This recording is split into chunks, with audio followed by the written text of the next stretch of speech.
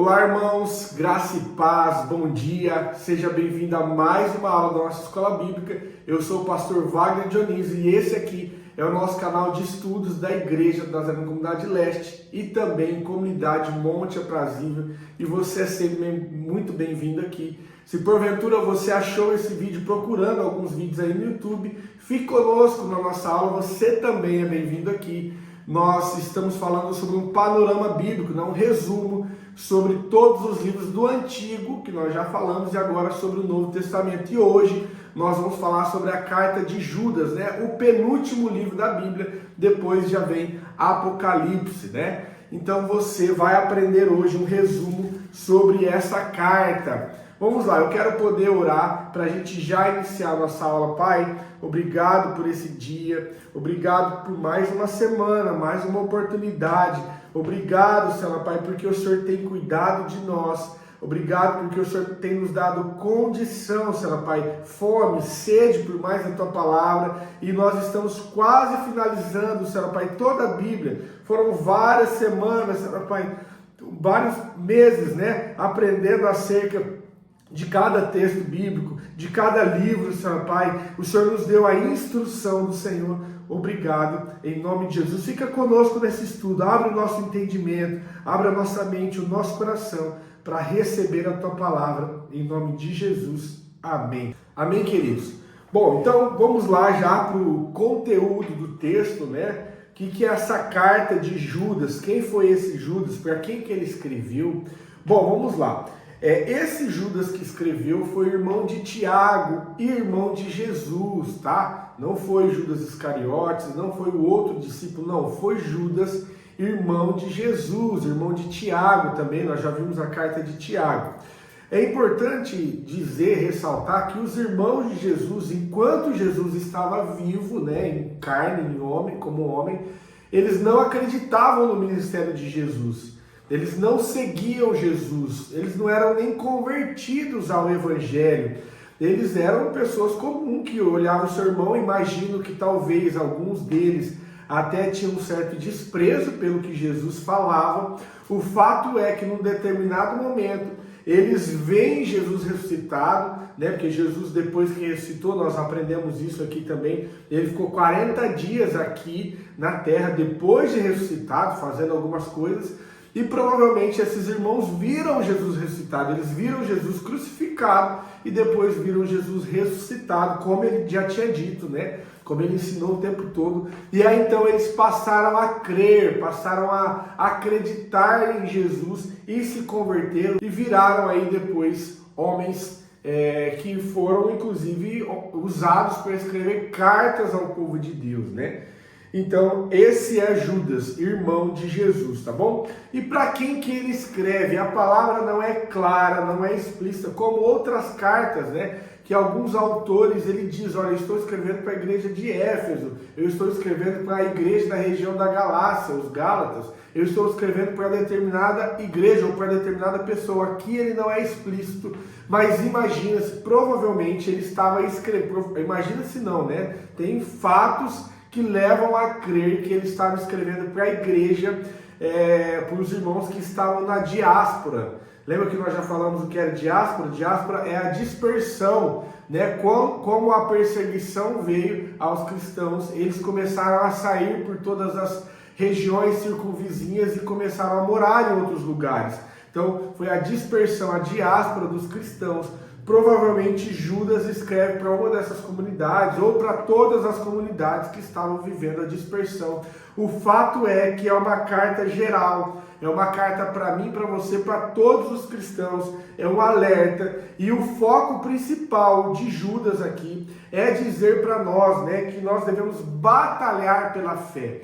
Naquele momento, naquela época, assim como outros autores também escreveu, estava havendo muita heresia, muitos falsos mestres, Então, os apóstolos, os discípulos e os escritores bíblicos foram levantados para fazer a base da igreja, para dizer, olha, é isso aqui que vocês devem crer, a base daqui vocês erguem as vossas doutrinas, vocês erguem aquilo que vocês precisam, mas a base é essa, e Judas não foi diferente. Ele foi um homem usado para nos dar base da vontade de Deus, base da nossa vida cristã, aquilo que nós precisamos viver. Então aqui o povo estava passando por um momento de muitas heresias, né? Nós vimos aí João também falando sobre isso, outros autores falando sobre isso.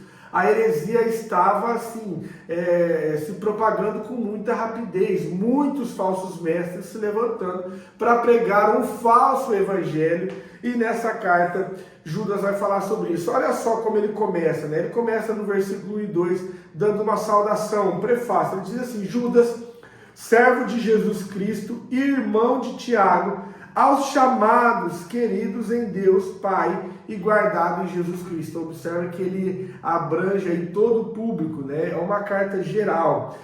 Misericórdia, paz e amor vos sejam multiplicados.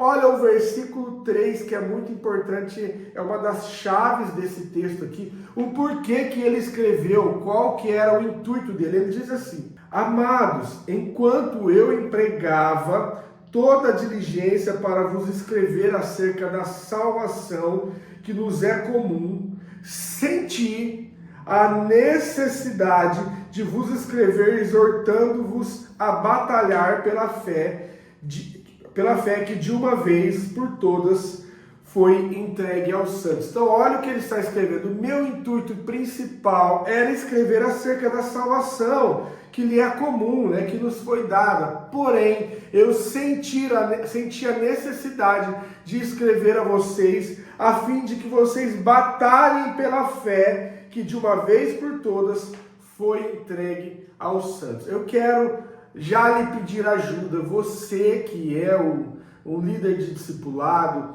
você que é um pastor da nossa comunidade, da comunidade de Monte, pastor Wesley, pastora Fran, os líderes ali da comunidade de Monte, né? Não vou citar nome porque eu posso esquecer de alguns, os líderes também da nossa comunidade, preste atenção, porque no final vocês vão me ajudar a colocar nos comentários, vai me ajudar a completar essa aula. E a pergunta é, aquilo que você vai escrever é: como hoje nós podemos ajudar, ou como hoje nós podemos batalhar pela fé?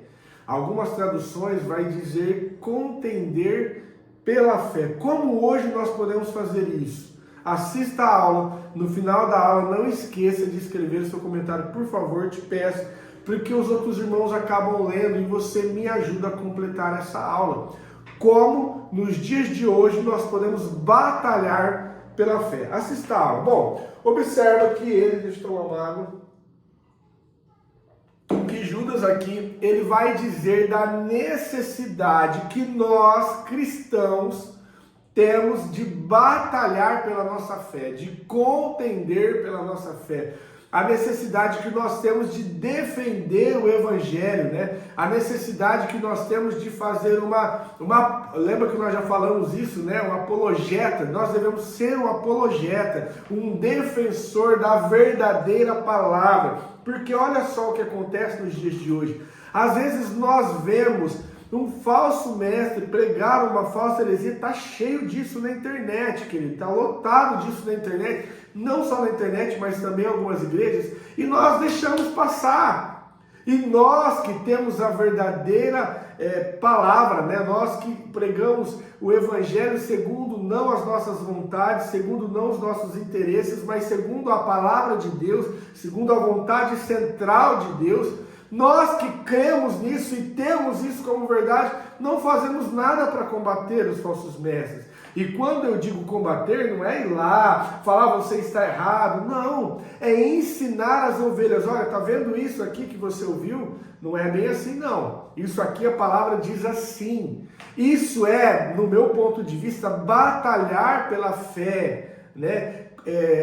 Defender a nossa fé. Nós que somos líderes, pastores, líderes de discipulado, você que é um cristão, deve sim fazer uma defesa daquilo que você crê, não criando briga, que contender, batalhar, não é brigar, não é criar uma briga, mas é ir de frente, né? Dizer assim, não, essa palavra que você ouviu não é assim, dizer para as ovelhas, para aquelas pessoas que nós lideramos, pastoreamos, e ensinar a verdade, porque muitas vezes nós ouvimos aí as heresias da igreja e passamos Ah, tá tudo bem, tá pregando heresia, mas eu estou pregando a verdade. Não, nós devemos pregar a verdade e ensinar os próximos de nós. A verdade é essa. A palavra está aqui, olha o que a palavra diz. Diz isso, isso e isso. Então é papel nosso batalhar, por isso é isso que Judas está dizendo aqui. Beleza? Bom, vamos lá então para a estrutura do livro. Nós já falamos aqui sobre o prefácio e a saudação que ele dá no versículo 1 e no 2. No 3 ele vai dizer isso que eu acabei de dizer, que nós devemos batalhar. E no 4 ele diz assim: pois certos homens introduzem com dissimulação os quais desde há muito estavam destinados para esse juízo.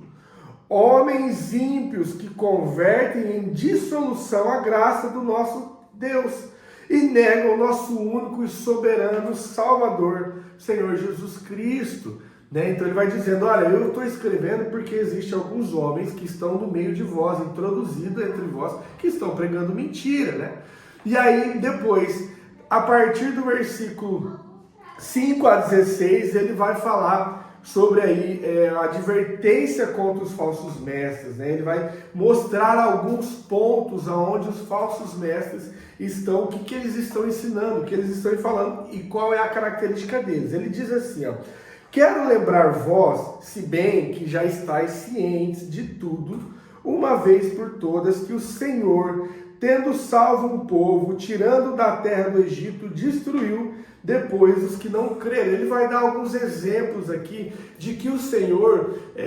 destruiu aquele povo que não creram, aqueles que não seguiram o Senhor. Ele diz assim, versículo 5 nós lemos, vocês já sabem disso, vocês conhecem a história, vocês conhecem a lei, a palavra, os ensinamentos dos profetas, você sabe que o Senhor tirou o povo do Egito, levou para uma terra, mas aqueles que não creram, o Senhor deixou morrer lá no deserto, o Senhor destruiu, A palavra diz aqui, tirando da terra do Egito, destruiu depois os que não creram.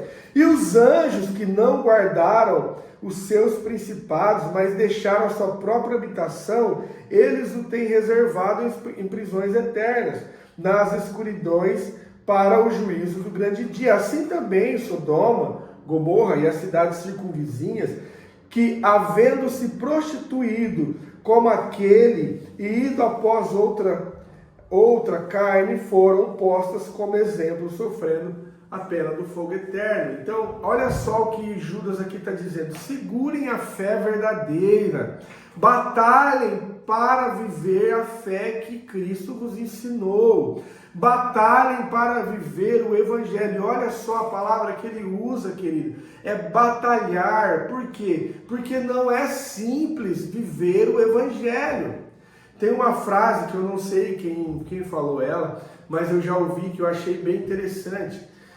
A frase diz assim: se você quer ir para o inferno, não precisa fazer nada. Se você quiser ir para o inferno, não faça nada, apenas viva. Mas se você quiser ir para o céu, você vai precisar fazer alguma coisa, Então tem pessoas que falam assim, eu não sou cristão, eu não vou na igreja, mas eu não faço nada de mal. Eu estou vivendo a minha vida. Beleza, viva a sua vida. Se você quer ir para o inferno, apenas viva, não faça nada. Agora, se você quer ir para o céu, faça alguma coisa. Por quê? Porque se nós não fizermos nada, a nossa própria natureza adâmica, através do pecado de Adão, a nossa própria natureza caída vai nos levar para o inferno. Então, se não quisermos ir para o inferno, nós precisamos fazer alguma coisa. Precisamos batalhar. Essa é a frase que Judas usa. Porque realmente é uma batalha que nós travamos contra nós mesmos. É uma batalha que nós travamos contra os nossos próprios pecados, contra as nossas próprias vontades. É uma batalha que nós travamos contra o pecado, contra tudo aquilo que o Senhor abomina. Então é uma batalha. Há um outro texto que diz assim, dos tempos de João Batista até os dias de hoje, o reino de Deus é conquistado com esforço. Ou seja, é com esforço, e a palavra vai dizer, e se apoderam dele aqueles que lutam, aqueles que batalham.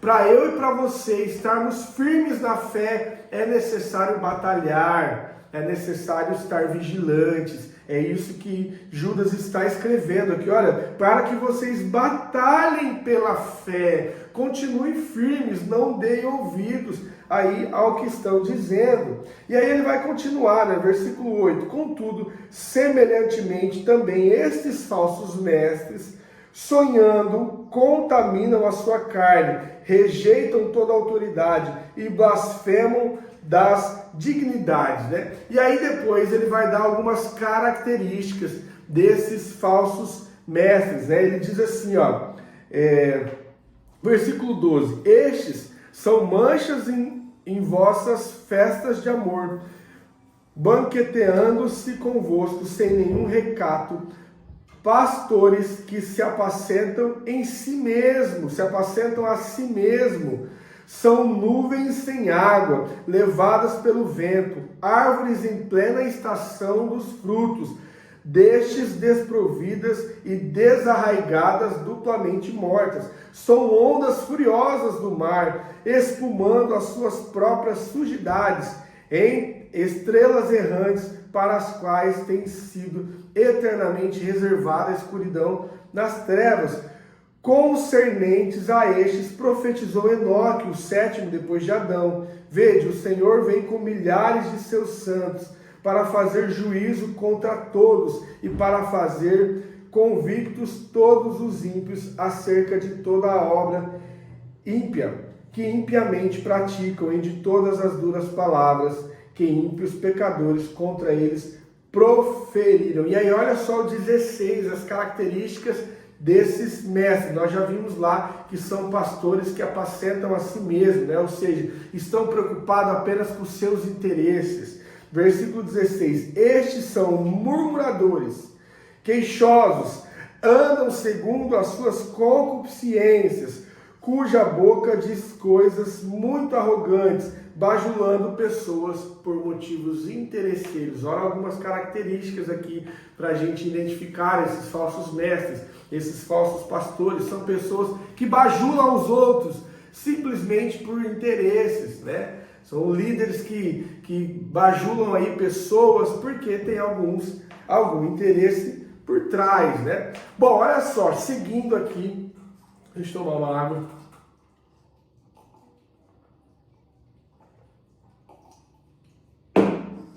Seguindo aqui, a partir do versículo 17, ele vai falar sobre o comportamento esperado que o cristão deve ter. Então ele já fez aqui no primeiro ponto, falou dos falsos mestres, exortou os irmãos a batalhar, a lutar pela fé, continue lutando.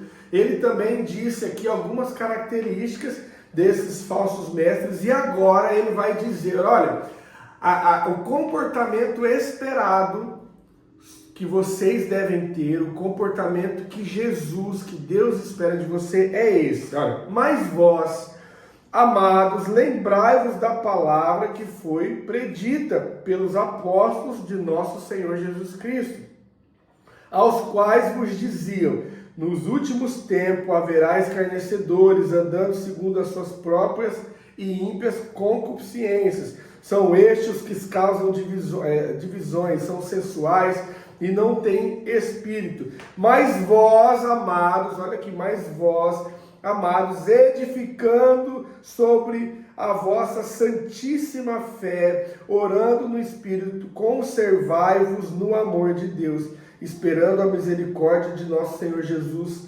Cristo para a vida eterna. E apiedai-vos de alguns que estão na dúvida. Então, qual que é a expectativa que Deus tem de nós? Primeiro, que nós batalhemos na fé.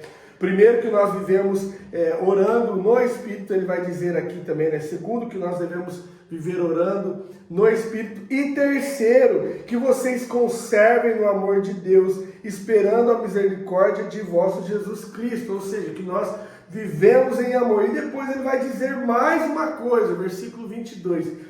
E apiedai-vos de alguns que estão na dúvida. Ou seja, fique atento, porque alguns vão estar em dúvida, alguns com uma fraca consciência, alguns mais fracos na sua fé, vão ficar na dúvida devido àquilo que esses falsos mestres estão pregando, e vocês devem ter piedades dele. Ou seja, nós devemos fazer alguma coisa, nós devemos ensinar a verdade. Ele diz no 23 assim, ó, salvai-os, aqueles que estão na dúvida. Ele está dizendo no 22 que alguns estarão na dúvida. No 23 ele diz assim, salvai-os, arrebatando-os do fogo.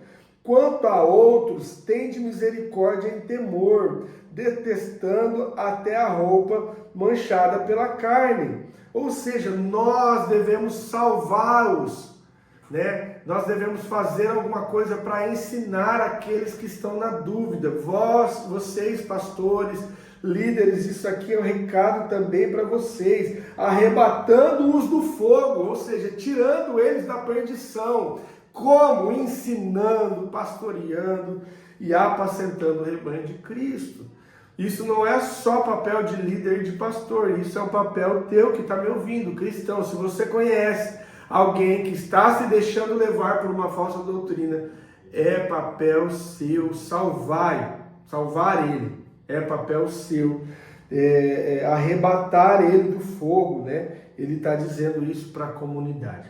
Bom, depois no versículo 24 e 25 ele vai terminar, o livro é bem curto, apenas um capítulo, ele vai terminar com uma doxologia. Nós já falamos o que é doxologia, você lembra? Doxologia é um texto de exaltação, de glória, de honra, um louvor a Deus. Ele vai dizer assim, ao único Deus, nosso Salvador, por Jesus Cristo, nosso Senhor, glória, majestade, domínio e poder, antes de todos os séculos, agora e para todos sempre. Amém. Ele finaliza aqui a carta dele para nós, né, para os cristãos, fazendo essa doxologia, essa exaltação ao nome de Deus. Amém, queridos? É um texto curto, né? Aí tem 25 versículos, apenas um capítulo, porém bastante profundo e bem prático daquilo que nós vivemos nos dias de hoje. Primeiro, precisamos batalhar pela fé, pela nossa fé. Segundo, devemos ficar atentos com os falsos mestres. E ele dá aqui algumas dicas, né, de como eles são. Terceiro, que nós devemos ensinar também aos outros, salvar aos outros, apiedar-vos dos outros, né? E aí ele vai finalizar com uma adoração ao Senhor. Lembrando a pergunta que nós fizemos no começo, você que é líder discipulado, você que é pastor, não só os líderes discipulados, aos líderes discipulados e pastores, eu estou fazendo um apelo. Por favor, deixem aí o seu escrito. Casal, homem, mulher, deixem aí o seu escrito. Aqueles que estão me ouvindo, que congregam conosco, que fazem parte da nossa comunidade, de algum grupo discipulado, ou aquele que está aí no YouTube e viu esse vídeo, se quiser também deixe aí o seu comentário. A pergunta é, o que nós podemos fazer nos dias de hoje para batalhar em prol da nossa fé, né? O versículo 3 diz assim, vou ler de novo. Amados, enquanto empregava toda a diligência para escrever acerca da salvação, que nos é comum, sentia a necessidade de vos escrever, exortando-vos a batalhar pela fé que de uma vez por todas foi entregue aos santos. Como hoje nós podemos batalhar pela nossa fé? Como nos dias de hoje, o que nós podemos fazer para batalhar pela nossa fé? Amém, queridos? Este foi o livro, a carta, né, de Judas. Na próxima semana nós vamos falar sobre Apocalipse. Não perca essa aula, não perca essa aula. Ore a Deus durante essa semana para que Ele me dê sabedoria, direção, instrução para ser instrumento de Deus na sua vida, para trazer o conhecimento. Apocalipse é um dos livros mais mal interpretados da Bíblia. Provavelmente nós vamos fazer 2 aulas para explicar esse livro. É um livro bem complexo, né, com uma mensagem profunda, porém bem complexa, um pouco difícil de entender, mas Deus, que é o nosso professor, o Espírito Santo, que é o nosso professor, vai desvendar todos os mistérios aqui, vai usar a nossa vida, a minha vida, para trazer algumas revelações para você, para trazer alguns ensinos. Não vou nem dizer revelações, não. A palavra é algum ensino, algum conhecimento para você e não revelação, tá bom? Corrigindo aqui a palavra. Queridos, fique com Deus. Deus abençoe. Eu quero poder orar. Pai, obrigado por esse dia. Obrigado, Senhor Pai, por esse domingo. Mais uma semana começou. Um domingo diferente. Um domingo especial, porque hoje nós celebramos, nós comemoramos o Dia dos Pais. Pai, nós queremos orar por cada pai que me assiste. Por cada pai, Senhor Pai, aqui representado nessa escola bíblica. Nós queremos orar por cada família. Talvez não é o pai que está assistindo, mas talvez é o filho. Abençoa também o pai dessa pessoa que nos assiste. Pai, em nome de Jesus, que o Senhor dê sabedoria, que o Senhor nos ajude a sermos exemplo. Não só falarmos ensinarmos através da palavra, mas acima de tudo, que nós possamos ensinar através dos nossos passos, dos nossos exemplos, em nome de Jesus. Amém. Amém, querido. Fique com Deus. Tenha uma semana abençoada e até a próxima aula. Tchau, tchau.